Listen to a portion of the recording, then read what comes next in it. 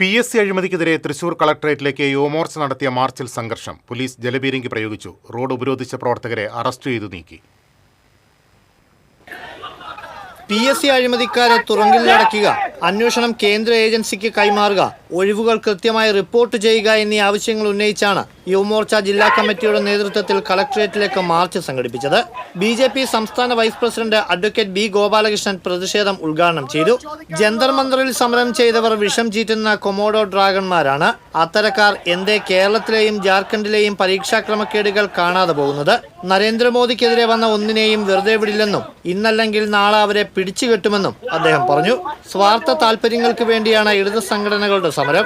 വിഷയത്തിൽ പ്രതികരിക്കാത്ത മുഖ്യമന്ത്രി VD സതീശൻ എവിടെ പോയി ഒളിച്ചാലും യുവമോർച്ച പ്രവർത്തകർ തടയുമെന്നും ഗോപാലകൃഷ്ണൻ കൂട്ടിച്ചേർത്തു. വിദ്യാർത്ഥികൾക്ക് സമരം ചെയ്യാനുള്ള അവകാശമുണ്ട്.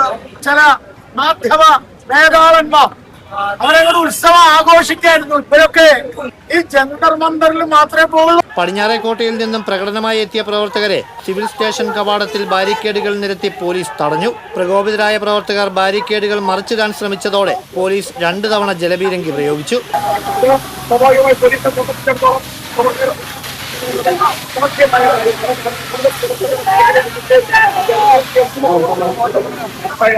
വാഹനങ്ങളൊന്നും തന്നെ പോലീസ് വഴിതിരിച്ചു വിട്ടില്ല. അതിന് വാഹനങ്ങളുടെ അടുത്തൊരു ജനത്തിലേക്ക് അതൊരു സുരക്ഷാ ജലപീരങ്കിയേറ്റ് തെറിച്ചു വീണും മറ്റും വനിതകൾ ഉൾപ്പെടെയുള്ള പ്രവർത്തകർക്ക് പരിക്കേറ്റു. തുടർന്ന് പ്രവർത്തകർ അയ്യന്തോൾ പുഴയ്ക്കൽ റോഡ് ഉപരോധിച്ചു. വനിതകൾ ഉൾപ്പെടെയുള്ളവരെ പോലീസ് ബലം പ്രയോഗിച്ച് നീക്കാൻ ശ്രമിച്ചത് സംഘർഷത്തിനിടയാക്കി.